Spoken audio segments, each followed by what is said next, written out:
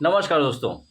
तो भाई मोदी का परिवार बहुत भारी पड़ रहा है इस समय, क्योंकि हर जगह इसकी जो चर्चा हो रही है ना, और मोदी का परिवार उनका अपना परिवार तो है ही, और वहीं से ये मुद्दा निकला है।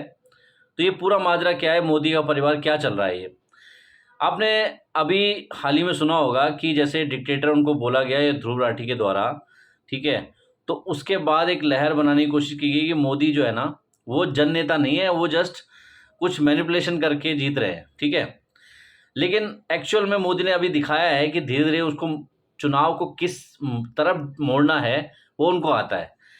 अब देखो, लालू प्रसाद यादव ने एक सभा में कहा कि मोदी कौन चीज़ है, मोदी कुछ नहीं है, मोदी का परिवार ही नहीं है। ठीक है। उनकी संतान ही नहीं है कोई, और वो हिंदू भी नहीं है। क्योंकि भाई कोई हिंदू होता है तो उनकी मदर का अगर देहांत होगा तो वो बाल अपने कटा लेंगे, दाढ़ी हटा लेंगे। तो ये सब तो नॉर्मल लोग करते हैं, वो नहीं कर रहे थे, इसलिए वो हिंदू भी नहीं है। और उनको ये इसलिए कहना पड़ा क्योंकि उन्होंने कहा कि परिवारवाद की बात करते हैं, क्योंकि आपको पता है लालू का परिवार कितना बड़ा है, और वो राजनीतिक परिवार ही है पूरा। और ऐसी कितनी सारी पार्टियां फल फूल रही हैं पूरे देश में, जिनके एक नेता अगर कुछ बड़ा बन जाए तो उसका पूरा परिवार जो है ना, वो 7 पीढ़ी तक खाते हैं। ठीक है। तो वो उसी तरीके का एक परिवार है, और उसी चीज़ का वो जवाब दे रहे थे कि भाई परिवारवाद की बात करते हैं, इनका तो परिवार ही नहीं है तो क्या परिवारवाद करेंगे। हमारा परिवार है तो हम मजबूर है बेचारे कि हमारा परिवार है, इसलिए हमें परिवारवाद करना पड़ रहा है।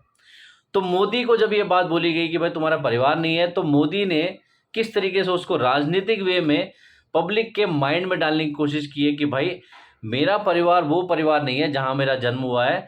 मेरा परिवार वो है जो आप लोग हैं, जिसके लिए मैं पूरी जिंदगी अपनी खपा देना चाहता हूं। तो समझ रहे हो आप कि लालू ने एक छोटी सी बात जो है ना, जो अपनी ओछी बात उन्होंने कही किसी के ऊपर पर्सनल अटैक करके कि ये परिवार नहीं है, ये बाल नहीं हटवाए, उसका उन्होंने किस तरीके से पब्लिक के माइंड में डाला कि भाई आप सब मेरा परिवार हो। अब सोचो पब्लिक का माइंड क्या कहेगा। पब्लिक का माइंड ऐसे ही तो जीता जाता है। और इसी में विपक्षी पार्टियां बहुत कमज़ोर हैं, बहुत ज़्यादा, क्योंकि उनको ये नहीं समझ में आ रहा है कि मोदी के ऊपर पर्सनल अटैक करके कुछ नहीं मिलने वाला। आप जब मोदी मुख्यमंत्री थे, इतने टाइम तक मुख्यमंत्री रहे, तब भी पर्सनल अटैक करके उनको गिराने की कोशिश की गई, लेकिन वो और मजबूत होते चले गए।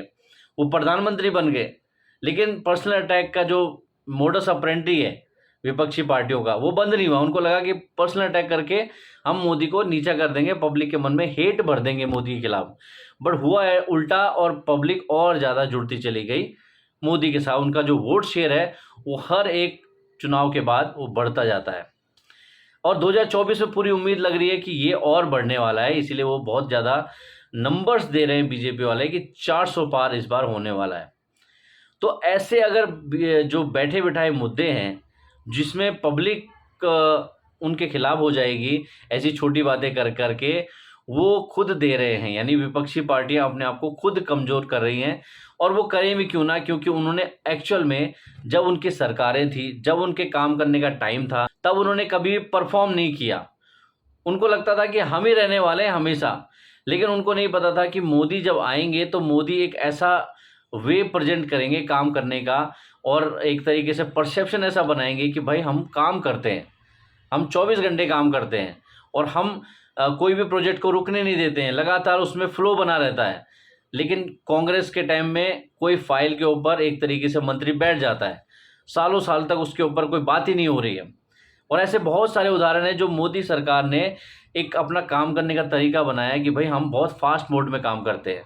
गलतियां हो सकती हैं, हर सरकार से हो सकती है, जजमेंट में भी गलतियां हो सकती है, लेकिन वो काम का जो तरीका है ना, वो बहुत फास्ट है। और भ्रष्टाचार के मुद्दे जो है ना, कांग्रेस ठीक से उठा नहीं पाई है। जरूर रहे होंगे कई सारे भ्रष्टाचार के मुद्दे जो अभी तक उठा नहीं पाई है विपक्षी पार्टियां। बीजेपी से ये सीखना चाहिए कि जब विपक्ष में थी बीजेपी, तो कितनी ज़्यादा पावरफुल थी कांग्रेस के ऊपर। यानी बीजेपी जब विपक्ष में थी तब भी पावरफुल थी, और मुद्दे उठाना जानती थी। कांग्रेस को उसने काफ़ी कमज़ोर किया, इतने सारे घोटाले उसके ऊपर, कानूनी मुद्दे बनाए उसके, और उसके बाद पब्लिक का परसेप्शन जीता। लेकिन यहाँ पर कांग्रेस और ये बाकी जितनी भी इंडी अलायंस बना हुआ है, ये सब बहुत कमज़ोर हैं मुद्दे उठाने के मामले में। यानी वो बैठे-बैठाए मुद्दा और दे रहे हैं। यानी बीजेपी ने, अब देखा होगा आपने, सारे जितने बीजेपी के बड़े-बड़े पदों पर बैठे लोग हैं, उन्होंने अपना प्रोफाइल मोदी का परिवार लिखना शुरू कर दिया है और इस कैंपेनिंग को आगे बढ़ाने का मन बना लिया है। क्योंकि उसमें उनको पता है कि पब्लिक को परिवार बोलेंगे तो पब्लिक उनके साथ और जुड़ेगी कि भाई मोदी का अपना परिवार उन्होंने त्याग दिया है, लेकिन अपना परिवार वो पूरे देश को मानते हैं। तो इससे लालू प्रसाद यादव को तो कुछ हासिल नहीं हुआ, लेकिन मोदी का बहुत ज़्यादा भला हो गया। अब मैं एक बात और कहना चाहता हूँ ध्रुव राठी के बारे में। इसके ऊपर मैं डेडिकेटेड वीडियो बनाने वाला था, बट मैंने कहा काफ़ी टाइम हो गया है उस बात को, वीडियो भी अब ठंडे बस्ते में जा चुका है, तो अब क्या बात करना है। लेकिन हाँ, डिक्टेटर कहा था ध्रुव राठी ने मोदी को, बट मैं मानता हूँ कि मोदी अभी डिक्टेटर के मामले में बिल्कुल कक्षा 1 में पढ़ रहे हैं। क्योंकि भाई साहब, ऐसा कैसा डिक्टेटर है कि जो जर्मनी में बैठा हुआ बंदा है, वो कुछ भी उनके बारे में वीडियो बनाता है और उस बंदे का वो ना चैनल ब्लॉक कर पाते हैं इंडिया में, ना उसको परेशान कर पाते हैं किसी तरीके से। उनका परिवार इंडिया में रहता होगा या फिर वो खुद वहाँ से उनको इतना इन्फ्लुएंस का यूज़ करके कुछ उनके खिलाफ कार्रवाई करी। ऐसा कैसा डिक्टेटर है कि उसको ये सब नहीं कर पा रहा है। और दूसरी बात ये है कि मोदी के खिलाफ रात दिन लगातार कुछ ना कुछ बोलते रहते हैं बाकी पार्टी वाले, या कई सारे पत्रकार हैं जिनका मतलब पूरा चैनल ही उस पर चल रहा है, कई सारे कॉमेडियन हैं जिनका कैरियर ही मोदी को गाली देने पे चल रहा है। वो अभी तक मज़े से मतलब एक तरीके से जी रहे अपनी लाइफ, उनको कोई दिक्कत नहीं है। ऐसा कैसे डिक्टेटर है। और सबसे बड़ी बात ये है कि देखो, आप ईडी का बोलते हैं कि भाई गलत प्रयोग करते हैं, ये करते हैं। केजरीवाल साहब से पूछो, केजरीवाल साहब को 8 समन मिले हैं अभी तक ईडी के, लेकिन वो पेश नहीं हुए। उन्होंने कहा मैं नहीं होऊंगा भाई पेश। ऐसा कैसे डिक्टेटर है कि उसको एक समन के बाद ही उठा लेना चाहिए था, मतलब कि उनको जेल में डाल देती ईडी। भाई गलत प्रयोग कर रहे हैं और डिक्टेटर है तो कुछ भी कर सकता है ना, बट वो कुछ कर नहीं पा रहे हैं। तो ऐसा कैसे डिक्टेटर है कि मतलब एक तरीके से अपने पास ईडी भी है, सीबीआई भी है, लेकिन एक बंदा और आपको चैलेंज कर रहा है कि भाई मैं नहीं आऊँगा आपके सामने पेश, आप जो मर्जी कर लो। तो यहाँ पर डिक्टेटर कुछ नहीं कर पा रहा है।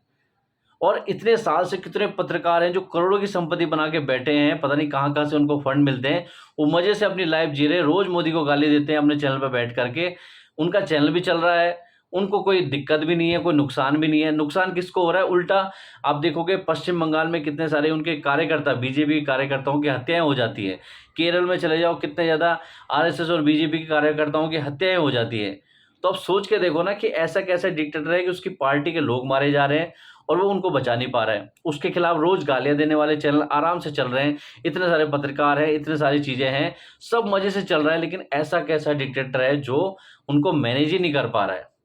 और एक मेयर का चुनाव जो चंडीगढ़ में हो रहा था, उसके जैसे तो 2014 क्या, उससे पहले जो बैलेट पेपर पे जब चुनाव होते थे, तो जो गांव में रहते होंगे, जो छोटे छोटे कस्बों से बिलोंग करते होंगे, उनको पता होगा कि बूथ कैप्चरिंग नाम की क्या चीज़ होती है, क्या चिड़िया होती है। और राठी ने शायद देखा ही नहीं होगा कभी ऐसा, तो उसने कहा कि ऐसा कभी इतिहास में देखा ही नहीं गया कि मैनेजमेंट कैसे होता है ये सब चुनाव जीतने के लिए। भाई साहब, बाहुबली जो नाम होता था ना, वो बाहुबली इन्हीं चीज़ों के लिए पॉलिटिकल पार्टी अपने साथ जोड़ के रखती थी कि अगर प्यार से देगा वोट तो ठीक है, डरा के देंगे या फिर बंदूक की गोली पे ले लेंगे वोट, इस टाइप का माहौल चलता था। तो कहने का मतलब ये है कि डिक्टेटर को डिक्टेटरशिप करनी आती नहीं है, तो जिस दिन आ जाएगी ना, तो उस दिन आप बोल नहीं पाओगे, ये बात तय है। तो अब मुझे यही कहना है कि भाई साहब, अभी चुनाव ने पूरा अपना गियर जो है ना वो शिफ्ट कर दिया है। अब मोदी का परिवार ही चलने वाला है आगे, क्योंकि ये कैंपेनिंग में पूरा यूज़ होने वाला है वर्ड मोदी का परिवार। ये मैं आज लिख के दे सकता हूँ, क्योंकि बीजेपी ने एक तरीके से लालू प्रसाद यादव की जो बात है ना उसको पकड़ लिया है। तो आगे देखते हैं क्या होता है, और अभी तो जब चुनाव घोषित होगा तब पता चलेगा। और हाँ, एक खबर आपको और बता दूं, जो चंडीगढ़ में मेयर का चुनाव कैंसिल हुआ था और दोबारा हुआ था सुप्रीम कोर्ट के बाद, इंटरवेंशन के बाद, उसमें अभी वापस से बीजेपी जीत गई है। तो भाई बीजेपी ने अपना खेला कर दिया है। अब कैसे किया है वो बीजेपी अच्छे तरीके से जानती होगी, बट खेला उन्होंने कर दिया है।